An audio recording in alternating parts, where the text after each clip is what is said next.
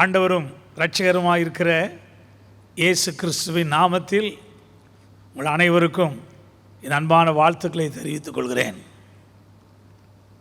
ஆன்லைனில் பார்த்து கொண்டிருக்கிற, தொடர்ந்து யூடியூப்பில் பார்க்க போகிற எல்லா தெய்வ பிள்ளைகளுக்கும் இந்த நாளிலே கேட்க போகிற செய்தி ஆசீர்வாதமாக இருப்பதாக. ஆண்டவருடைய பெரிய கிருபையினாலே இந்த 2021 5 மாதங்களை முடித்து இந்த 6வது ஜூன் மாதத்தில் நாம் பிரவேசித்திருக்கிறோம். இந்த முதல் ஞாயிற்றுக்கிழமைக்கு வந்திருக்கிறோம். அது தேவனுடைய கிருபை. இந்த வருடத்தை துவக்கினவர்கள், இந்த மே மாதத்தை 5வது மாதத்தை துவக்கினவர்கள் அநேகர் இந்த உலகத்தில் இல்லை. ஆனால் என்னையும் உங்களையும் ஒரு நோக்கத்தோடு, ஒரு திட்டத்தோடு, அவருடைய அநாதி தீர்மானத்தின்படி உயிரோடு வைத்திருக்கிறார். எதற்காக? இன்னும் என்னை கொண்டு, உங்களை கொண்டு, உங்கள் குடும்பத்தை கொண்டு அவர் நிறைவேற்ற வேண்டிய ஊழியங்கள், காரியங்கள் இருக்கிறது. நான் கேட்டுக்கொண்டிருக்கிற, பார்த்து கொண்டிருக்கிற அருமையான விசுவாசியே, நீங்கள் போக வேண்டிய தூரம் வெகு தூரம். ஆனவனாலே கர்த்தருக்குள் உங்களை திடப்படுத்தி கொண்டு, தைரியப்படுத்தி கொண்டு இந்த ஜூன் மாதத்தை தொடர்ந்து நாம் கடக்க கர்த்தர் உதவி செய்வாராக. நான் உங்களோடு பகிர்ந்து கொள்ளப் போகிற செய்திக்கு முன்பாக உங்களோடு கூட சேர்ந்து ஆண்டவருக்கு நன்றி சொல்லும்படியாய் விரும்புகிறேன். நீங்களும் என்னோடு ஆங்காங்கே இருக்க இடத்துல அந்த டெக்ஸ்ட் நீங்கள் பார்க்கலாம் ஸ்க்ரீனில். இல்லாவிட்டால் ஜெபத்தோட்ட ஜெய கீதங்களிலே 36வது வால்யூமில் 395வது பாடலில் என்னோடு சேர்ந்து நீங்கள் பாடும்படி அன்போடு கேட்கிறேன். ஒரு கிராட்டிடியூட, நன்றியுள்ள இருதயத்தோடு கூட, நன்றியினால் நிறைந்து தயவுசெய்து உங்கள் வாயை திறந்து சத்தமாக நீங்கள் இருக்க இடத்துல பாடும்படி அன்போடு கேட்கிறேன். பாட்டு வராது, என் சத்தம் இனிமையாக இருக்காது, யாரும் உங்களை கேட்க போகிறதில்ல. ஆண்டவர் நீங்கள் பாடும் பொழுது அவர் சந்தோஷப்படுவார். அதனால் வாயை விரிவாய் திறந்து சத்தத்தை உயர்த்தி என்னோடு கூட சேர்ந்து கம்பீரமாய் நன்றி சொல்லி பாடும்படி உங்களை அன்போடு கேட்கிறேன். பாடுவோமா? மறவாமல் நீனை தீரையா, மனதார நன்றி சொல்வே. மறவாமல் நீனை தீரையா, மறவாமல் நன்றி சொல்வே. இரவும் பகலும் என்னை நினைத்து இதுவரை நடத்தினீரே. இரவும் பகலும் என்னை நினைத்து இதுவரை நடத்தினீரே. நன்றி நன்றி ஐயா, கோடி கோடி நன்றி ஐயா. நன்றி நன்றி ஐயா, கோடி கோடி நன்றி ஐயா. எபினேச நீர்தானையா, இதுவரை நடத்தினீரே. எபினேச நீர்தானையா, இதுவரை உதவினீரே. எல்ரோய் எல்ரோய் என்னையும் கண்டீரே, எப்படி நான் நன்றி சொல்வே. எல்ரோய் எல்ரோய் என்னையும் கண்டீரே, எப்படி நான் நன்றி சொல்வே. நன்றி நன்றி ஐயா,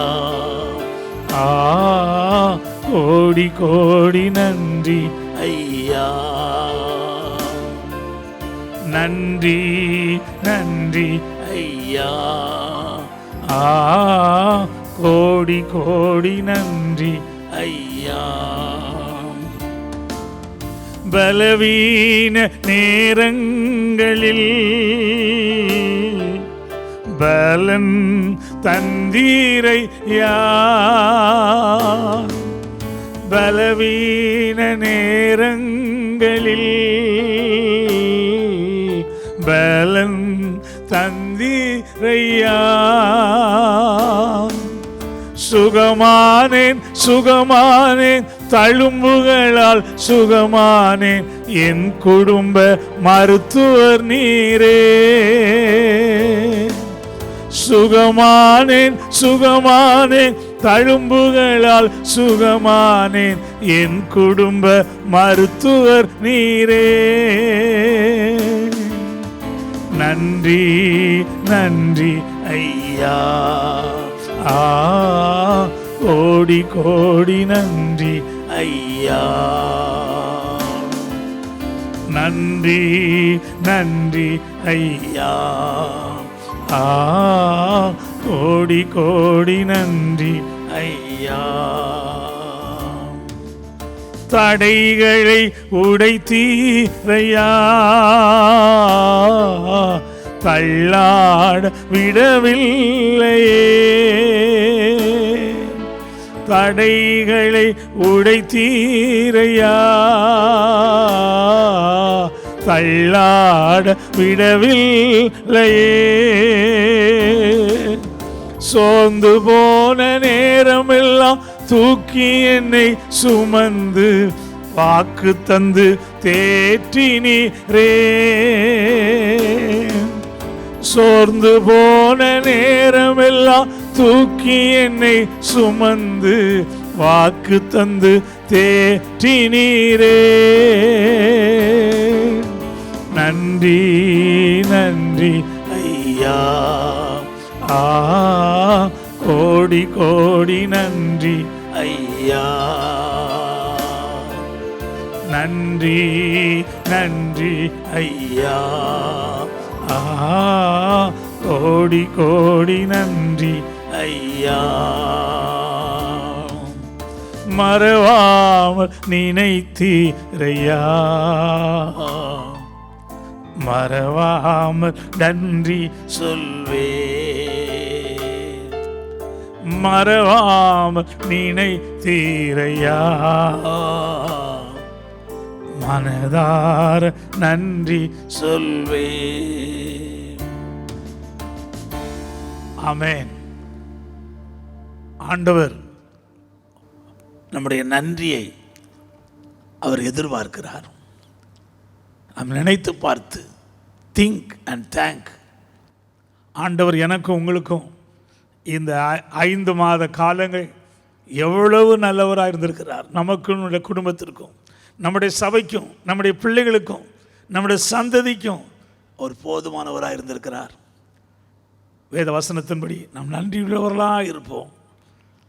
யோசித்து பார்த்து நினைத்து பார்த்து தேங்க்யூ, நன்றி நன்றி நன்றி என்று சொல்லி தொடர்ந்து நன்றி பலிகளை ஏறெடுத்து கொண்டு இந்த மாதத்தை தொடர்ந்து கடந்து போக உதவி செய்வாராக. இந்த நாட்களிலே எனக்கு பிரசங்கம் பண்ணும்படியான சந்தர்ப்பம் வந்த பொழுதெல்லாம் பரிசுத்த ஆவியானவர் விசுவாசம் என்ற தலைப்பிலேயே பல கோணங்களில் பேசும்படியாக என்னை வழிநடத்தி கொண்டிருக்கிறார். ஊழியர் கூடுகையிலே, ஜெப கூடுகையிலே, ஆராதனைகளிலே, மற்ற சபைகளுக்கு பிரசங்கிக்கிற சந்தர்ப்பம் கிடைத்த வேளையிலே ஆன்லைன் மூலமாகவும் விசுவாசத்தை குறித்தே நான் இந்த மே மாதத்தில் அநேக முறை பேசிக்கொண்டே இருக்கிறேன். அதனால் இந்த வாரத்தின் முதல் நாளிலும் இந்த ஜூன் மாதத்தின் முதல் ஞாயிற்றுக்கிழமையிலும் விசுவாசத்தை குறித்தே உங்களோடு கூட நான் பேசும்படியாக விரும்புகிறேன். பரிசுத்த ஆவியானவர் என்னிலும் உங்களிலும் விசுவாசத்தை துவக்கி இருக்கிறார். அந்த விசுவாசம் அருமையான விசுவாசம், விலையேற பெற்ற விசுவாசம். எல்லார்ட்டையும் விசுவாசம் இல்லை. ஆனால் உங்களிலும் என்னிலும் ஆண்டவர் ஒரு விசுவாசத்தை துவக்கி இருக்கிறார். எபிரேயர் 12:1 வாசிக்கிறோம், மேகம் போன்ற இத்தனை திரளான சாட்சிகள் நம்மை சூழ்ந்து கொண்டிருக்க, பாரமான யாவற்றையும் நம்மை சுற்றி நெருங்கி நிற்கிற பாவத்தையும் தள்ளிவிட்டு விசுவாசத்தை துவக்கிறவரும் முடிக்கிறவருமாகிய இயேசுவை நோக்கி நமக்கு நியமித்திருக்கிற ஓட்டத்தில் பொறுமையோடு ஓடக்கடவோம். நம்முடைய நல்ல ஆண்டவர் என்னிலும் உங்களிலும் நற்கிரியை தொடங்கினவர், உங்களிலும் என்னிலும் விசுவாசத்தை தொடங்கினவர், அது நிச்சயமாய் முடிப்பார். ஆனால் ஆண்டவர் முடிப்பார், துவக்கினவர் அவர், முடிக்கிறவர் அவர். ஆனால் இதற்கு இடையிலே இந்த விசுவாசத்தில் நாம் உறுதிப்பட வேண்டியது இருக்கிறது, இந்த விசுவாசத்தில் ஸ்திரப்பட வேண்டி இருக்கிறது, இந்த விசுவாசத்தில் நிலைத்திருக்க வேண்டியது இருக்கிறது. இந்த விசுவாசத்தினாலே விசுவாசமாய் பேசி அறிக்கை செய்ய வேண்டியிருக்கிறது. இந்த விசுவாசத்தோடு நாம் ஜெபித்து கொண்டிருக்க வேண்டியிருக்கிறது. இந்த நாட்களிலே விசுவாசத்தை காத்து கொள்ள வேண்டியிருக்கிறது. விசுவாசத்தில் ஸ்திரப்பட்டு நிலைத்திருந்து அறிக்கை செய்து நாம் விசுவாசத்தை காத்து கொண்டு கொள்வோமானால் நம்முடைய விசுவாசத்தை ஆண்டவர் நிச்சயமாய் முடிப்பார். இந்த 2 கொரிந்தியர்கள் நிருபம் 13:5 விசுவாசிகளுக்கு, கொரிந்து சபை விசுவாசிகளுக்கே பவுல் இப்படி சொல்கிறார், நீங்கள் விசுவாசம் உள்ளவர்களோ என்று உங்களை நீங்களே சோதித்தறியுங்கள். உங்களை நீங்களே சோதித்தறியுங்கள். இன்றைக்கு நீங்களும் நானும் நமக்கு விசுவாசம் எந்த அளவு இருக்கிறது? ஆண்டவர் துவக்கினார் உண்மைதான். அந்த விசுவாசத்தில் எப்படி எந்த அளவு நாம் வளர்ந்திருக்கிறோம், அந்த விசுவாசத்தில் நிலைத்திருக்கிறோம், அந்த விசுவாசத்தில் பெருகி இருக்கிறோம் என்று சொல்லி நம்மை நாமே சோதித்து பார்க்கும்படியாக ஆவியானவர் விரும்புகிறார். நீங்கள் உண்மையாகவே தேவன் பேரில் விசுவாசம் உள்ளவர்களாக இருப்பீர்கள் என்று சொன்னால் நீங்கள் என்ன செய்ய மாட்டீர்கள், எப்படி இருக்க மாட்டீர்கள் என்று நான் முதலாவது ஒரு 7 காரியங்களை சொல்லப் போகிறேன். அப்பொழுதுதான் நீங்கள் விசுவாசம் உள்ளவர்களோ என்று நீங்கள் உங்களை நீங்களே சோதித்து அறிந்து கொள்ளலாம். அப்படி சோதித்து அறிந்து கொண்டு யாரும் சோர்ந்து போக தேவையில்லை. நீங்கள் விசுவாசத்தில் ஸ்திரப்பட்டு, விசுவாசத்தில் உறுதிப்பட்டு, விசுவாசத்தில் நிலைத்திருந்து, விசுவாசமாய் அறிக்கை செய்து, விசுவாசமாய் பேசி, விசுவாசத்தில் பெருகி அந்த விசுவாசத்தை காத்துக்கொள்ள பரிசுத்த ஆவியானவர் எனக்கும் உங்களுக்கும் உதவி செய்வாராக. ஏனென்றால் சிலர் ஆரம்பத்தில் கொண்ட விசுவாசத்தை விட்டு விடுகிறார்கள். சிலர் கள்ள போதகர்கள் மூலமாய், கள்ள தீர்க்கதரிசிகள் மூலமான தவறான உபதேசத்தை கேட்டு விசுவாசத்தை விட்டு வழுவி போகிறார்கள். அது மாத்திரமல்ல, சிலர் தவறான கள்ள தீர்க்கதரிசிகள் சிலருடைய உயிர்த்தெழுதல் நடந்தாயிற்று என்று சொல்லி சிலருடைய விசுவாசத்தை கவிழ்த்து போடுகிறார்கள். ஆகினாலே நீங்களும் நானும் பெற்றுக்கொண்டிருக்கிற நம்ம துவக்கப்பட்ட இந்த விசுவாசத்தை குறித்து நாம் எச்சரிக்கையாய் கவனமாக இருந்து நாம் இந்த விசுவாசத்தில் பெருகும்படி கர்த்தர் விரும்புகிறார். நீங்கள் நானும் உண்மையாய் கர்த்தரை விசுவாசிப்போம் என்று சொன்னால் நாம் என்ன செய்ய மாட்டோம் என்று ஒரு 7 காரியங்களையும் நான் முதலாவது சொல்லிவிட்டு, அதற்கப்புறம் விசுவாசத்தினால் வருகிற ஆசீர்வாதங்கள், இந்த விசுவாசத்தினால வருகிற நஷ்டங்கள், அவிசுவாசத்தினால் வருகிற நஷ்டங்கள், விசுவாசம் இல்லாதனால வருகிற தண்டனைகள், இல்லாவிட்டால் நஷ்டங்கள், சேதங்கள், இந்த விசுவாசத்தை டெவலப் பண்ணுவதற்கு, அபிவிருத்தி செய்வதற்கு நீங்கள் நானும் என்ன செய்ய வேண்டும் என்ற சில ஆலோசனைகளை சொல்லி இன்றைக்கு கர்த்தருடைய வார்த்தையை நான் முடிக்க விரும்புகிறேன்.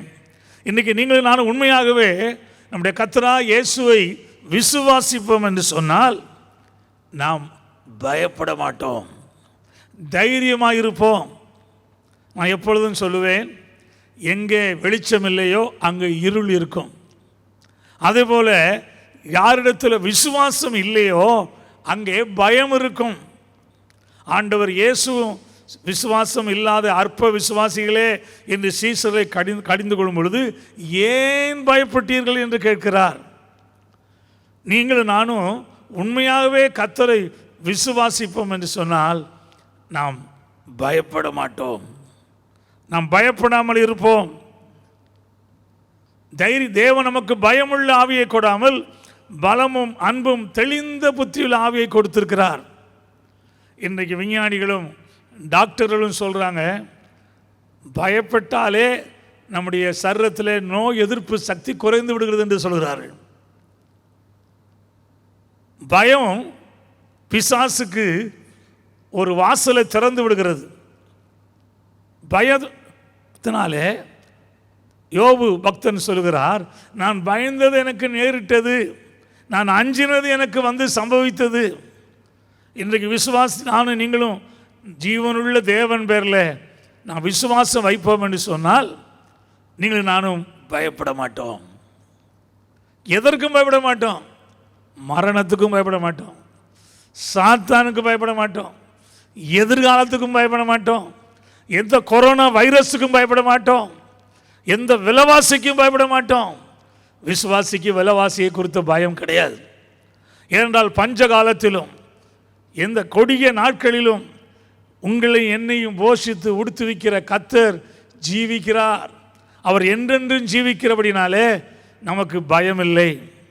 எபிரேயர் 2 அதிகாரத்தில் நான் வாசிக்கிறோம், ஜீவ காலமெல்லாம் மரண பயத்தினாலே அடிமைத்தனத்துக்குள்ளான யாவரையும் விடுதலை செய்யும்படிக்கு இயேசு அப்படியானார்.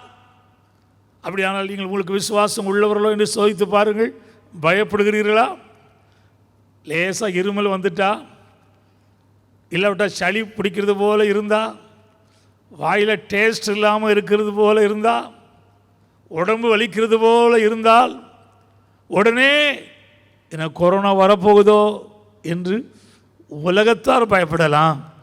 நீங்கள் பயப்பட வேண்டிய தேவையில்லை. ஏனால் ஆண்டவருடைய வாக்குத்தத்தம் நமக்கு இருக்கிறது.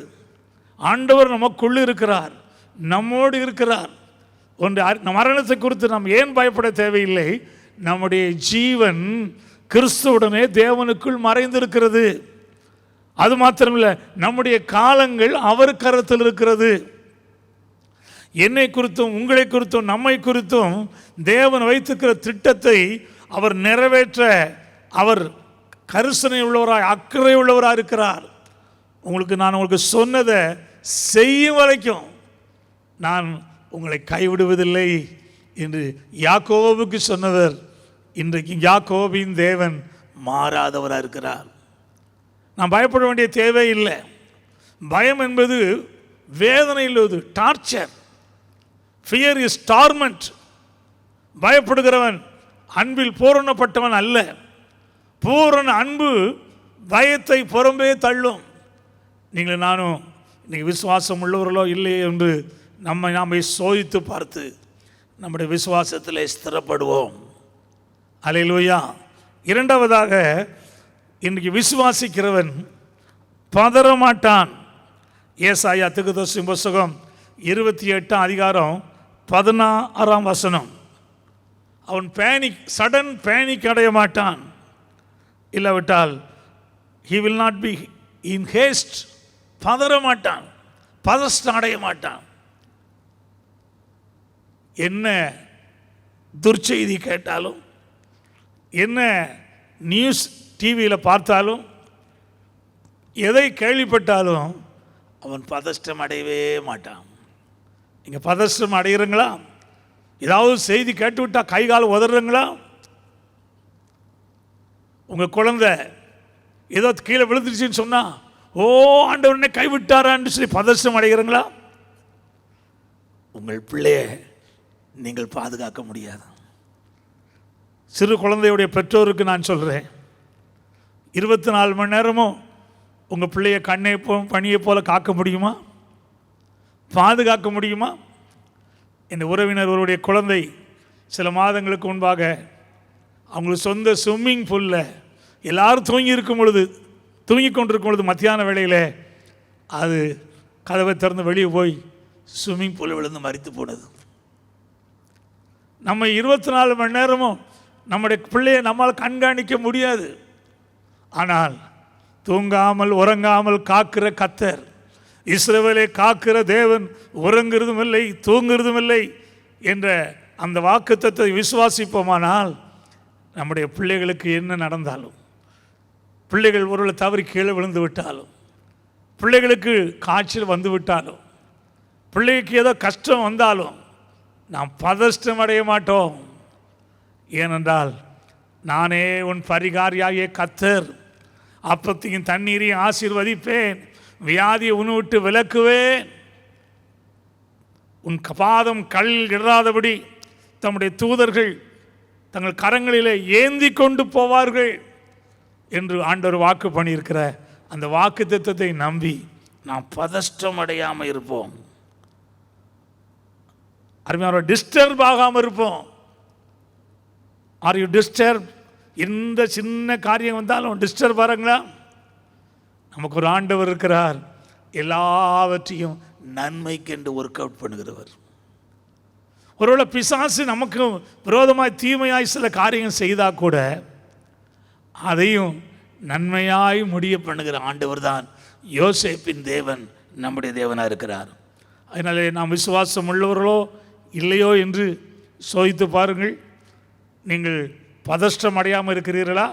விசுவாசிக்கிறவன் பதறான். மூன்றாவதாக, நீங்கள் விசுவாசம் உள்ளவர்களோ இல்லையோ என்று உங்களை சோதித்து அறியும்படி ஆண்டவர் இயேசுடைய வார்த்தையிலிருந்து நான் சொல்ல விரும்புகிறேன். எண்ணத்தை உண்போம், எண்ணத்தை புசிப்போம், எண்ணத்தை குடிப்போம், நாளைக்கு என்ன செய்வோம் என்று கவலைப்படாதிருங்கள் அற்ப விசுவாசிகளே. இன்றைக்கு இருந்து நாளைக்கு மறைந்து போகிற காட்டு புல்லுக்கு தேவனை விதமாய் உடுத்துவித்தால் உங்களை உடுத்துவிப்பது அதிக நிச்சயம் அல்லவா? ஆகாயத்து பறவைகளை கவனித்து பாருங்கள். அப்படி விதைக்கிறதும் இல்லை, அறுக்கிறதும் இல்லை, களஞ்சியத்தில் சேர்த்து வைக்கிறதும் இல்லை. ஆகிலும் பரமபிதா அவர்களை பிழை போட்டுகிறார். அருமையான தேவனுடைய பிள்ளையே, பஞ்ச காலத்திலும் கொடிய காலத்திலும் இந்த கொரோனா லாக்டவுன் காலத்திலும் உங்களை என்னையும் போஷிக்கிற கர்த்தர் இன்றும் ஜீவிக்கிறார். நாம் கவலைப்பட வேண்டிய தேவையில்லை, விலைவாசியை குறித்து கவலைப்பட வேண்டிய தேவையில்லை, எதிர்மறையாய் பேச வேண்டிய தேவையில்லை. என என்னையும் உங்களையும் போஷிக்கிறவர் கர்த்தர் பரமபிதா. நான் யோசித்து பார்த்ததுண்டு, எந்த ஆகாயத்தில் பறக்கிற பறவையாயோ சாப்பாடு இல்லாமல் செத்ததாக சரித்திரமே கிடையாது. அவைகளை பிழைப்பூட்டுகிறவர் ஆண்டவர். சமுத்திரத்தில் கோடா கோடி மிருக ஜீவங்கள் இருக்கிறது. அது மாத்திர திமிங்கலங்கள் இருக்கிறது. திமிங்கலங்களை நீங்கள் பார்த்துருக்கிறீர்களா? தேவ கிருபையினாலே நான் அமெரிக்கா போகும் பொழுது திமிங்கலங்கள் விளையாடும் என்று பைபிள் வசனத்தின்படி கடலில் சூரிய வெளிச்சம் பார்த்து அவைகள் தண்ணீரை விட்டு வெளியே வந்து விளையாடினதை கண்ணால் பார்த்துருக்கிறேன். ஒரு திமிங்கலத்துக்கு எத்தனையோ டன் ஆகாரம் வேணுமா? ஆயிரக்கணக்கான திமிங்கலங்கள் கடல் இருக்கிறது. அவைகள் ஏற்ற வேளையிலே தேவன் அவர்களுக்கு ஆகாரம் தருவார் என்று காத்திருக்குமா? நம்முடைய மூளைக்கு அது விளங்காது. இந்த இவ்வளோ பெரிய கோடா கோடி மிருக ஜீவன்களுக்கு கடலில் எப்படி ஆகாரம் கிடைக்கும்? ஆண்டவர் போஷிக்கிறவர், ஆகாரம் கொடுக்கிறவர் தேவன். அவைகளெல்லாம் போஷிக்கிறவர், காட்டு புஷ்பங்களை உடுத்துவிக்கிறவர், ஆகாயத்து பறவைகளை போஷிக்கிறவர், கடலில் உள்ள எண்ணிறந்த ஜீவன்களை போஷிக்கிறவர், காடுகளில் இருக்கிற மிருக ஜீவன்களை போஷிக்கிறவர். என்னையும் உங்களையும் போஷிக்காமல் விட்டு விடுவாரா? இன்றைக்கு நாம் கவலைப்பட வேண்டிய தேவையில்லை. நான் முழு நிச்சயத்தோடு தைரியத்தோடு நான் உங்களுக்கு சொல்கிறேன், இந்த கர்த்தர் மேலே விசுவாசம் வைத்தால் நீங்கள் ஒரு நாளும் பதஷ்டம் அடைய வேண்டிய தேவையில்லை. நாலாவதாக, விசுவாசிக்கிறவன் அவிசுவாசமாய் பேச மாட்டான், இல்லாவிட்டால் சந்தேகப்பட மாட்டான். அவிசுவாசமாய் பேச மாட்டான். இது ஆயிருமோ, இப்படி ஆயிருமோ, இது நடந்துருமோ என்று சொல்லி அவன் பயப்படவும் மாட்டான், சந்தேகப்படவும் மாட்டான், அவிசுவாசமாக வாயை திறந்து பேச மாட்டான். நான் எப்பவும் சொல்லுவேன், உங்களை ஒரு மணி நேரம் உங்களுக்கு தெரியாமல் உங்கள் மனைவிட்ட, கணவன்கிட்ட, பிள்ளைகள்கிட்ட, பக்கத்து வீட்டுக்காரங்கிட்ட, நண்பர்கிட்ட பேசினதை ஒரு மணி நேரம் உங்களுடைய வாயிலிருந்து புறப்பட்ட எல்லா வார்த்தைகளையும் உங்களுக்கு தெரியாமல் ரெக்கார்ட் பண்ணி என்கிட்ட கொடுத்தீங்கன்னா உங்களுக்கு விசுவாசம் இருக்கா இல்லையான்னு சொல்லிடுவேன். ஏன்னா இருதயத்தின் நிறைவினால் வாய் பேசும். உங்கள் இருதயத்தில் விசுவாசம் இருந்தால் நீங்கள் பேசுகிறது எல்லாம் விசுவாசமாக தான் பேசுவாங்க, தேவனை குறித்து தான் பேசுவாங்க. இன்னைக்கு அநேகர் பிசாசை குறித்து அதிகம் பேசுகிறார்கள். அவனை எப்பவும் தீமை செய்கிறவன் தான், அவனை குறித்து நாம் சட்டம் பண்ண வேண்டிய அவசியம் இல்லை. ஆனால் நமக்கு எல்லாவற்றையும் நன்றாய் செய்கிறவரும் நன்மைக்காய் செய்கிறவரும் நம்முடைய தேவன் நமது பட்சத்தில் இருக்கிறதுனால விசுவாசமாய் பேசுவோம். கர்த்தர் பார்த்து கொள்ளுவார், கர்த்தர் தருவார், கர்த்தர் காத்து கொள்ளுவார், கர்த்தர் நடத்துவார், என் பிள்ளைகளுக்கு வேலை வாய்ப்பை தருவார், என் பிள்ளைகளுக்கு பள்ளிக்கூடங்களில் அட்மிஷனை தருவார் என்று விசுவாசமாய் பேசுங்கள். உண்மையாக விசுவாசம் இருந்தால் நீங்கள் சந்தேகப்பட மாட்டேங்க. யாக்கோபு நிருபத்தில் வாசிக்கிறோம், சந்தேகப்படுகிறவன் கர்த்தரிடத்திலிருந்து எதையாகிலும் பெறலாம் என்று நினையாதிருப்பானாக. உங்களுக்கு விசுவாசம் இருக்குதா இல்லை நீங்களே சோதித்து பாருங்கள். நீங்கள் எப்படி பேசுகிறீர்கள், நீங்கள் சந்தேகப்படுகிறீர்களா இல்லையா என்று சொல்லி உங்களை நீங்களே ஆராய்ந்து பாருங்கள். எங்களை விசுவாசிப்பில்லை என்று சொன்னால், 5வதாக 112 சங்கீதம் 7, 8 வசனத்தின்படி நீங்கள் என்ன நற்செய்தி கேட்டாலும் துர்ச்செய்தி கேட்டாலும் கலங்கி தவிக்க மாட்டீர்கள். உங்கள் இருதயம் கர்த்தரை நம்பி திடனாக இருக்கும். உங்கள் இருதயம் கர்த்தரை நம்பி திடனாக இருக்குதா? துர்ச்செய்தி கேட்கறதுனால உங்கள் இருதயம் கலங்காமல் இருக்கிறதா? ஆண்டவர் சொன்னார், தேவனிடத்தில் விசுவாசமாயிருங்கள், என்னிடத்தில் விசுவாசமாயிருங்கள், உங்கள் இருதயம் கலங்காதிருப்பதாக. நான் கேரளாவில் ஒரு பிரபலியமான பிரசங்கியாரை குறித்து கேள்விப்பட்டிருக்கிறேன். Convention preacher. அவர் கன்வென்ஷனில் பிரசங்கித்து கொண்டிருக்கும் பொழுது அவர் ஒரு பெரிய பிரபல்யமான பிரசித்தி பெற்ற பிரசங்கியார். அவருக்கு ஒரு டெலகிராம் வந்ததான். அவர் இன்னொரு ஊரில் பிரசங்கித்து கொண்டிருக்கிறார். அவருக்கு பெயருக்கு டெலகிராம் வந்தது. அவர் கன்வென்ஷன் போன இடத்துக்கு, உங்களுடைய பிள்ளை மரித்து போனது என்ற டெலகிராம். அந்த நாட்களில் இப்படி போல் ஃபோன் வசதியெல்லாம் கிடையாது, இமெயிலு, அருமையானவர்களே, இந்த மாதிரி காரியங்கள் எல்லாம் வாட்ஸ்அப்லாம் கிடையாது, டெலகிராம் தான். ஏதாவது ஃபோன் பண்ணணுன்னா போஸ்ட் ஆஃபீஸில் போய் பல மணி நேரம் காத்திருக்கணும், வெளிநாட்டுக்கு ஃபோன் பண்ணணுன்னா. அப்படி அந்த டெலகிராம் வந்த பொழுது அந்த கன்வென்ஷனை ஒழுங்கு செய்தவர்கள் எப்படி அவர் பிரசங்கித்து கொண்டிருக்கிறார், உற்சாகமாய் விசுவாசமாய் பேசி கொண்டிருக்கிறார். இவர்கிட்ட அந்த டெலகிராமை இப்போ கொடுக்காட்டாலும் முடிஞ்ச பிறகு ஏன் கொடுக்கலன்னு கேட்பாரோ என்று பயந்தார்கள். இவர் பிரசங்கித்து கொண்டிருக்கும் பொழுது இந்த டெலகிராமை கொடுத்தா அவர் எப்படி ரியாக்ட் பண்ணுவார், உங்கள் பிள்ளை மரித்து போச்சு என்கிற ஒரு துர்ச்செய்தியை அவர் எப்படி தாங்கி கொண்டு தொடர்ந்து பிரசங்கம் பண்ணுவார் என்று சந்தேகப்பட்டு வேறு வழி இல்லாமல் அவர் பிரசங்க மேடைக்கு அந்த டெலகிராமை அவர் கையில் கொடுக்க செய்தார்களாம். அவர் ஆண்டவரை பற்றி உண்மையாக வசனத்தை தைரியமாக பேசி கொண்டிருக்கிறார், விசுவாசத்தை குறித்து பேசி கொண்டிருக்கிறார்.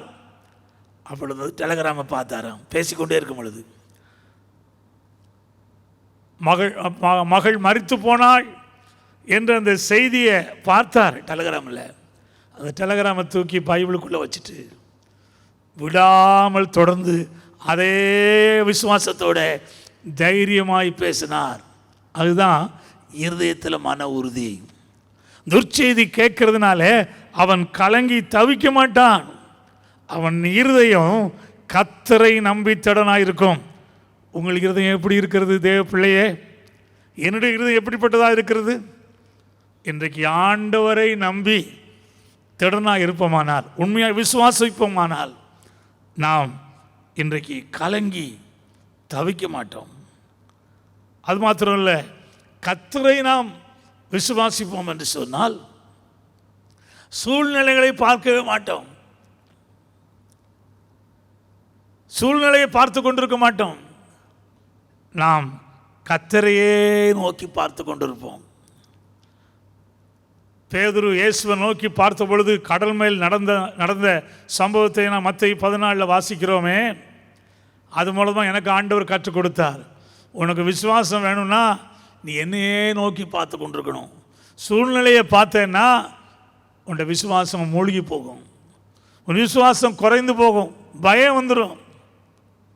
ஆனால் என்னை நோக்கி பார்ப்பா என்று சொன்னால் உன் விசுவாசம் ஒழிந்து போகாது, உன் விசுவாசம் குறைந்து போகாது. சூழ்நிலையை பார்க்கக்கூடாது, பேங்க் பேலன்ஸை பார்க்கக்கூடாது. அருமையானவர்களே, ஆண்டவரை நோக்கி பார்க்கணும். பஞ்ச காலத்தில் உயிரோட காக்கிற கர்த்தருடைய கண்கள் உங்கள் மேலே என் மேலே நோக்கமாக இருக்கிறது. மணி பேர்ஸை பார்க்கவே கூடாது. நம்ம மணி பேர்ஸ் எம்டி ஆக விட மாட்டார். அருமையானவர்களே, ஆண்டவர் கர்த்தரை தேடுறவர்களுக்கு ஒரு நன்மையும் குறைபடாதுன்னா இந்த பணமும் குறைபடுமா? இயேசு ஜீவிக்கிறார். இயேசு இன்று உயிரோடு இருக்கிறார். என்னுடைய இயேசு இல்லை, உங்கள் இயேசு, நம்முடைய இயேசு ஜீவிக்கிறார். அதனால் சூழ்நிலையை பார்த்து கலங்காதிருங்கள், கவலைப்படாதிருங்கள், அஞ்சாதிருங்கள். ஆண்டவர் உங்கள் தேவை எல்லாம் தருவார். தேவையில் கொஞ்சம் இல்லை. அந்த பிலிப்பியர் 4:19 வாக்கு தத்தத்தை நீங்கள் மனப்பாடம் பண்ணிடணும். என் தேவன் தம்முடைய ஐஸ்வர்யத்தின்படி, என் தேவன், பவுல் எவ்வளோ நிச்சயமாக சொல்கிறார், மை காட், என் தேவன் தம்முடைய மகிமையில் உள்ள தம்முடைய ஐஸ்வர்யத்தின்படி இந்த பூமியில் உங்கள் குறைவை இல்லாவிட்டால் தேவை எல்லாவற்றையும் நிறைவாக்குவார். ஆமென். வானமும் பூமி ஒளிந்து போனாலும் இது சொல்லப்பட்ட எழுதப்பட்ட ஒரு வார்த்தையாகிலும் வார்த்தையின் உறுப்பாகிலும் ஒளிந்து போவதில்லை. விசுவாசிக்கிறவன் சூழ்நிலை பார்த்து கொண்டிருக்க மாட்டான். அது மாத்திரமல்ல, உண்மையாய் கர்த்தரை விசுவாசிக்கிறவன் உலக செய்திகளை, டாக்டர்களுடைய அறிக்கைகளை பார்த்து அங்கலாய்க்க மாட்டான். டாக்டர்ஸ் ரிப்போர்ட், டாக்டர் ஸ்டேட்மெண்ட், அது சிடி ஸ்கேனோ, அது எக்ஸ்ரேயோ, அது பிளட் டெஸ்ட்டோ, அது என்னதான் இருந்தாலும் ஆண்டவரை விசுவாசிக்கிறவன், கர்த்தரை விசுவாசிக்கிறவன் அவன் அஞ்சாதிருப்பான். அவன் பயப்பட மாட்டான், அதை நம்ப மாட்டான். ஒரு அல்லாஹ் பாடல் உண்டு, நான் பாட போகிறதில்ல, அந்த வேர்ட்ஸை சொல்ல விரும்புகிறேன். Whose report will you believe? I will believe the report of the Lord. இதுதான் ரிப்போர்ட் ஆஃப் த லார்ட். ஆண்டவருடைய அறிக்கை, ரிப்போர்ட். அது என்ன சொல்கிறது? அவருடைய தழும்புகளால் சுகமானீர்கள், அவருடைய தழும்புகளால் குணமானீர்கள். அதுதான் காட்ஸ் ரிப்போர்ட். இன்றைக்கு மெடிக்கல் ரிப்போர்ட்டை பார்த்து நீங்கள் பயந்துடாதங்க. ஆண்டவருடைய ரிப்போர்ட் சொல்லுது, இயேசுவின் தழும்புகளால் சுகமானீர்கள், சுகமானீர்கள். ஆனபடி தான் இன்றைக்கு இந்த ஆரம்பத்தில் மறவாமல் நினைத்தீரையா அந்த பாட்டில் இந்த 2வது சரணத்தை நான் இப்போ ஒரு முறை பாட விரும்புகிறேன். நீங்கள் ஏற்கனவே பாடினீர்கள், அதை அறிக்கை செய்யுங்க, மனப்பாடம் பண்ணிடுங்க தயவுசெய்து. இன்றைக்கு இந்த ஆராதனை முடிஞ்ச உடனே அந்த ஒரு சரணத்தை மனப்பாடம் பண்ணி, பலவீனங்கள், சோர்வுகள், வியாதி, தலைவலி போல, வயிற்று வலி போல ஏதோ ஒரு சிம்டம் வந்தாலும் உடனே அறிக்கை செய்யுங்கள், நான் சுகமானேன், சுகமானேன் என்று சொல்லி அந்த பல்லவி என்னோடு சேர்ந்து பாடுங்களா? பலவீன நேரங்களில் பலன் தந்தீரையா. பலவீன நேரங்களில் பலன் தந்தீரையா, பலவீன நேரங்களில் பலன் தந்திரையா. சுகமானேன் சுகமானேன் தழும்புகளால் சுகமானேன், என் குடும்ப வைத்தியர் நீரே. சுகமானேன் சுகமானேன் தழும்புகளால் சுகமானேன், என் குடும்ப மருத்துவர் நீரே. நன்றி நன்றி ஐயா, கோடி கோடி நன்றி ஐயா. நன்றி நன்றி ஐயா, கோடி கோடி நன்றி ஐயா. இந்த சரீரத்தை மனப்பாடம் பண்ணி நீங்கள் அவிசுவாசம் வருகிறது போல இருந்தால், சுகமானேன் சுகமானேன் ஏதோ சிம்டம் வருவது போல் இருந்தால், சுகமானேன் சுகமானேன் என்று அறிக்கை செய்யுங்கள். ஓடி போய்விடும். சிம்டம் ஓடி போயிடும், வியாதி ஓடி போயிடும், பிசாசு ஓடி போவான். இந்த விசுவாச அறிக்கையை உறுதியாய் பற்றி கொள்ளுங்கள். ஆரம்பத்தில் கொண்ட நம்பிக்கையை உறுதியாய் பற்றி கொள்ளுங்கள். மிகுந்த பலனுக்கு ஏதுவாக உங்கள் தைரியத்தை விட்டு விடாதிருங்கள். இயேசு உங்கள் பட்சத்தில் இருக்கிறார். இன்னைக்கு விசுவாசத்தினால வருகிற ஆசீர்வாதங்கள் ஏராளம் ஏராளம் வேதத்தில் எழுதி கொடுத்திருக்கிறார். விசுவாசத்தினால நீதிமான் பிழைப்பான், விசுவாசிக்கிறவன் வெட்கப்படுகிறது இல்லை, விசுவாசித்தால் தேவனுடைய மகிமையை காண்பாய், விசுவாசிக்கிறவன் மரித்தாலும் பிழைப்பான், என்றென்றைக்கும் மறியாமலும் இருப்பான். என்னை விசுவாசிக்கிறவன் நான் செய்கிற கிரியைகளை தானும் செய்வான், இவைகளை காட்டிலும் பெரிய காரியங்களை செய்வான். என்னிடத்தில் விசுவாசமாக இருக்கிறவன் எவனோ அவன் உள்ளத்திலிருந்து ஜீவ தண்ணீர் நதிகள் புறப்பட்டு ஓடும். விசுவாசிக்கிறால் நடக்கும் அடையாளங்கள் ஆவன. என் நாமத்தினாலே பிசாசுகளை துரத்துவார்கள், நவமான பாஷையை பேசுவார்கள், சர்ப்பங்களை எடுப்பார்கள், சாவுக்கு எதுவான யாதென்றை குடித்தாலும் அது அவர்களை சேதப்படுத்தாது, வியாதியஸ்தர் மேலே கை வைப்பார்கள், அப்பொழுது அவர்கள் சொஸ்தமாவார்கள். எத்தனை பேர் வியாதியஸ்தர் மேலே கை வைக்கிறீர்கள்? உங்களுக்கு ஆண்டவர் இந்த அதிகாரத்தை கொடுத்திருக்கிறார். வியாதியஸ்தர் மேலே கைகளை வைப்பார்கள், அப்பொழுது அவர்கள் சொஸ்தமாவார்கள். விசுவாசம் உள்ளவர்களோ என்று சோதித்து பாருங்கள். விசுவாசிக்கிறவனுக்கு எல்லாம் கூடும். விசுவாசம் இல்லாமல் தேவனை பிரியப்படுத்தவே முடியாது. அது மாத்திரம் இல்லை, இந்த விசுவாசிக்காட்டா தண்டனையும் உண்டு என்பதை இந்த வேத புஸ்தகத்தில் நான் பார்க்கிறேன். அருமையானவர்களே, பல சந்தர்ப்பங்களே நான் விவரமாக சொல்ல முடியாட்டாலும் நான் ஜஸ்ட் ஞாபகப்படுத்த விரும்புகிறேன். ஒன்று ராஜாக்கள் புஸ்தகத்தில், 2 ராஜாக்கள் புஸ்தகத்தில் 7ஆம் அதிகாரத்தில் அந்த ராஜாவுடைய பிரதானி ஆண்டவர் செய்ய போகிற அந்த அற்புதத்தை குறித்து விசுவாசிக்காதனால, அந்த பஞ்சம் கழுதத்தில் கிடைக்காத அந்த பஞ்ச காலத்தில் கோதுமையும் இப்படி விற்கப்படும் என்று சொல்லி கொடுக்கப்படும் என்று தேவனுடைய தீர்க்கதரிசி சொல்லும் பொழுது அவிசுவாசமாக அந்த ராஜாவுக்கு கையிலாக கொடுக்க பிரதானி சொன்னான், கர்த்தர் வானத்தில் பலநடைகளை திறந்தாலும் இது ஆகுமா நடக்குமான்னு. அவன் செத்து போனான். அவன் அதன் தேவனுடைய தீர்க்கதரிசி சொன்னது போல அந்த கோதுமையும் டிஸ்ட்ரிபியூட் பண்ணுற அந்த பொறுப்பு அந்த பிரதானி கொடுக்கப்பட்டது. ஜனங்கள் பசியில் இருந்ததுனால வந்து நெருக்கி மிதித்ததுனால அந்த வேத வசனம் நிறைவேறினது, தீர்க்கதரிசனம் நிறைவேறினதை அவன் பார்த்தான், சாப்பிடவில்லை.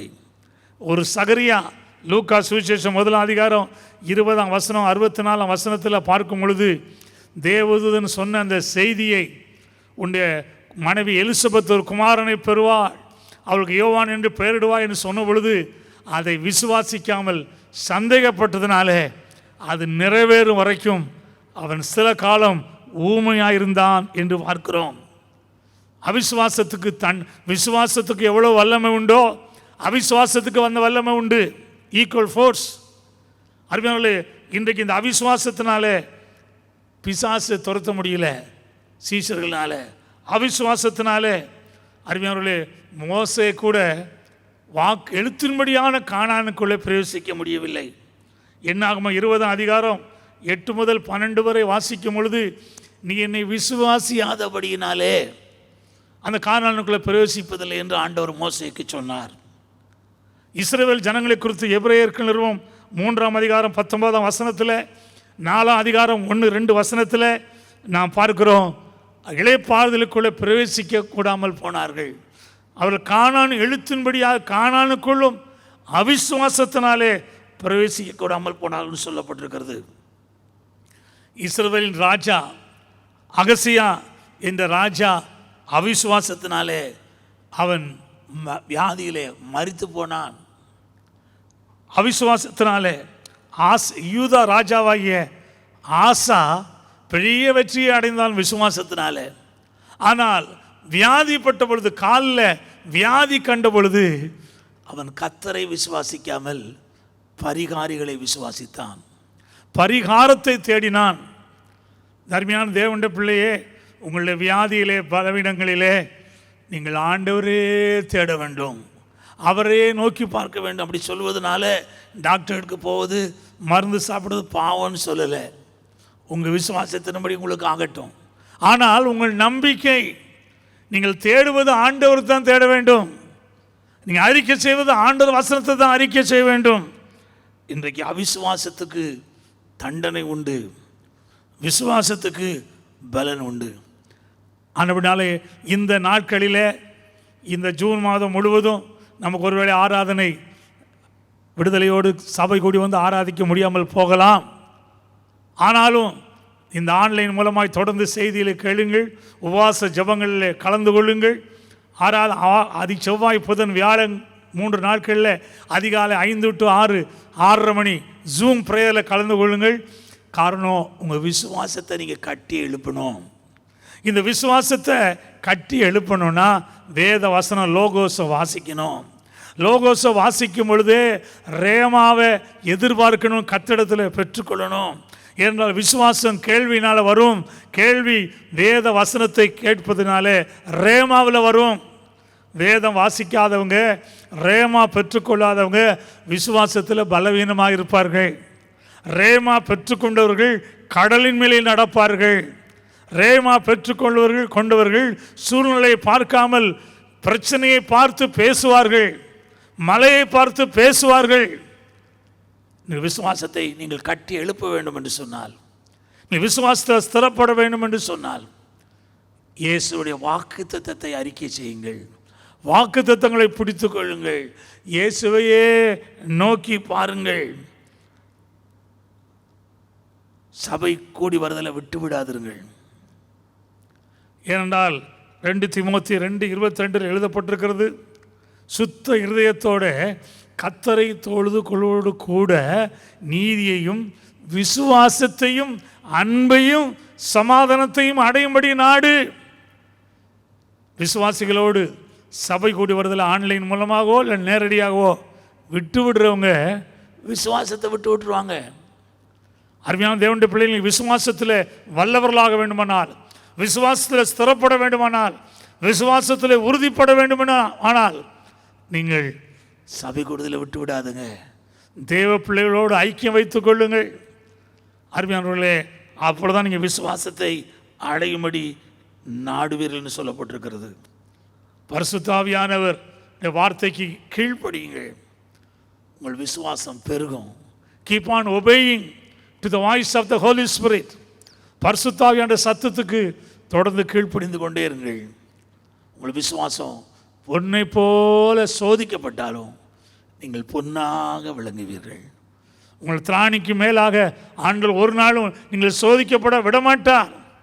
1 கொரிந்தியர் 10:13 இப்படி வாசிக்கிறோம், மனுஷனுக்கு நேரிடுகிற சோதனை அல்லாமல் வேறே சோதனை உங்களுக்கு நேரிடவில்லை. தேவன் உண்மையுள்ளவராக இருக்கிறார். உங்கள் திராணிக்கு மேலாக நீங்கள் சோதிக்கப்படுவதற்கு அவர் இடங்கொடாமல் சோதனையை தாங்கத்தக்கதாக அதுக்கு தப்பித்துக் கொள்ளும்படியான போக்கை உண்டாக்குறவர் தான் நம்முடைய இயேசு. எனவே கர்த்தருக்குள்ளே தைரியப்படுங்கள். விசுவாசிகளே, சூழ்நிலை பார்த்து பயப்படாதிருங்கள். இயேசுவை நோக்கி பார்த்து விசுவாசத்தோட தைரியத்தை கூட்டிக் கொள்ளுங்கள், தைரியத்தை அப்பியாசியுங்கள். விசுவாசத்தோடு தைரியத்தோட ஞானத்தையும் டெவலப் பண்ணிக்கொள்ளுங்கள். ஃபெய்த் மசிலை பில்ட் பண்ணிக்கொள்ளுங்கள், அப்பியாசியுங்கள். உங்கள் விசுவாசத்தின்படி ஆழக்கடவது என்று அன்றைக்கு சொன்ன இயேசு, நீ விசுவாசித்தால் தேவனுடைய மகிமையை காண்பாய் என்று சொன்ன அந்த இயேசு நேற்றும் இன்றும் என்றும் மாறாதவராக இருக்கிறார். இந்த விசுவாசத்தின் ஆவியினாலே இந்த நாட்களில் நிரப்பப்படுவோம். விசுவாசமே உலகத்தை ஜெயிக்கிற ஜெயம். நம்முடைய விசுவாசமே. ஜெபிப்போமா? எங்களை அருமையாக நேசிக்கிற நல்ல ஆண்டவரே, என்னிலே எங்களிலே விசுவாசத்தை தோக்கினவரே, அந்த அருமையான விசுவாசம், இந்த விலையேறப்பட்ட விசுவாசம் தோக்குனரே, அதற்காக நன்றி அப்பா. இந்த விசுவாசத்தை நாங்கள் விசுவாசத்தில் ஸ்திரப்பட்டு உறுதிப்பட்டு, இந்த விசுவாசத்தில் அசையாமல், இந்த விசுவாசத்தை அறிக்கை செய்து, இந்த விசுவாசத்தில் நிலைத்திருந்து, அந்த விசுவாசத்தில் பெருகி, இந்த விசுவாசத்தை காத்து கொண்டு ஆண்டவரை உமக்காய் வாழ, உமக்காய் ஜீவிக்க, உமக்காய் ஆத்துமாக்களை ஆதாயம் பண்ண எங்களுக்கு அனுக்கிரகம் செய்யும். இதை கேட்டுக்கொண்டிருக்கிற ஒவ்வொருவரோட ஆவியிலும் ஆண்டவரே, பரிசுத்த ஆவியானவரே, விசுவாசத்தை இம்பார்ட் பண்ணுங்கப்பா. Holy spirit, impart faith in every believers spirit. ஒவ்வொரு விசுவாசியுடைய ஆவியிலே நீ விசுவாசத்தின் ஆவியை இம்பார்ட் பண்ண வேண்டும் என்று, கொடுக்க வேண்டும் என்று ஜெபிக்கிறான்ப்பா. இயேசுவே கரத்தில் ஒப்பு கொடுக்கிறோம். இயேசு கிறிஸ்துவின் நாமத்தினால விசுவாசத்தோடு ஸ்தோத்திரத்தோடு நன்றியோடு இந்த ஜெபத்தை ஏறெடுக்கிறோம். ஜீவனுள்ள நல்ல எங்கள் பிதாவே, ஆமேன், ஆமேன். என் ஆத்துமாவே கர்த்தரை ஸ்தோத்ரி, என் முழு உள்ளமே பரிசுத்த நாமத்தை ஸ்தோத்ரி. என் ஆத்துமாவே கர்த்தரை ஸ்தோத்ரி, அவர் செய்த சகல உபகாரங்களையும் ஒருபோதும் மறவாதே. அவர் உன் அக்கிரமங்களை எல்லாம் மன்னித்து, உன் நோய்களை எல்லாம் குணமாக்கி, உன் பிராணனை அழிவுக்கு விலக்கி மீட்டு, உன்னை கிருபையினால் இரக்கனால் முடிசூட்டி, நன்மையினால் வாயை திருப்தியாக்குகிறார். கழுகுக்கு சமானமாய் உன் வயது திரும்ப வாழ வயது ஆளாகிறது. ஆமேன், ஆமேன். இப்பொழுதும் நம்முடைய கர்த்தராகிய இயேசு கிறிஸ்துவின் கிருபையும், பிதாவாகிய தேவனுடைய அன்பும், பரிசுத்த ஆவியானவருடைய ஐக்கியமும் ஆசீர்வாதமும் வழிநடத்தலும் நம் அனைவரோடு இப்பொழுது எப்பொழுதும் சதா காலமும் இருப்பதாக. ஆமேன், ஆமேன், ஆமேன்.